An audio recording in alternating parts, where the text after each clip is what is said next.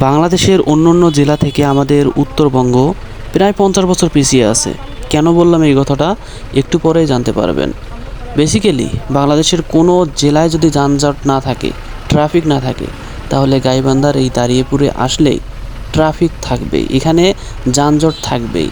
মনে করেন এখানে 10 থেকে 15 মিনিট এটা কোনো ব্যাপারই না। তো দেখতে পাইতেছেন আমি যানজটে ফেসে গিয়েছি। এটা নিত্যদিনের একটা ঘটনা। বেসিক্যালি ঈদুল ফিতর রোজার আগে কাজ শুরু করছে এই রাস্তার, কিন্তু এখনও সেই কাজ সমাপ্ত হয় নাই।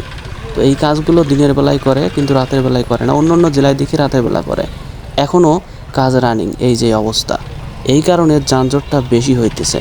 সামনে দেখতে পারবেন অসাধারণ একটি দৃশ্য, যেটা দেখার পর এই সেই দৃশ্য।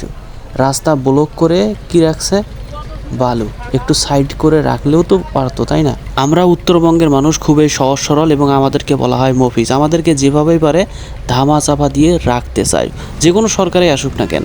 বেসিক্যালি সব সরকার, সব নেতা ফেতা কিন্তু আমাদের এই দিকেই বেশি। কি একটা অবস্থার মধ্যে পড়লাম। বাস ট্রাকের পিছনে থাকলে একটা জিনিস কমন, সেটা হচ্ছে বালু। বালু আপনাকে খাইতেই হবে। এই যে আমার সামনে বিশাল একটা মালবাহী জাহাজ যাচ্ছে, তো এটার পেছনে যখন আমি আসি তখন তো বালু খাইতেই হবে।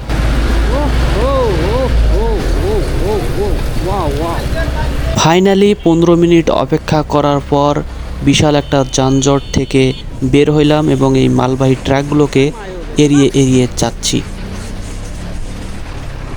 একটা বিষয় কিন্তু কমন, একদম ভালো করে লক্ষ্য করে দেখবেন, সবাই একটা জিনিসই চায়, মানে ভিডিও বানাইতেছে তার মানে হচ্ছে সাবস্ক্রাইব এবং লাইক চাবেই। কিন্তু আমি চাচ্ছি না ভাই, যদি পারেন তো। আমি চাচ্ছি না, তো আমি চাবো না আপনাদের কাছে। কেন চাবো?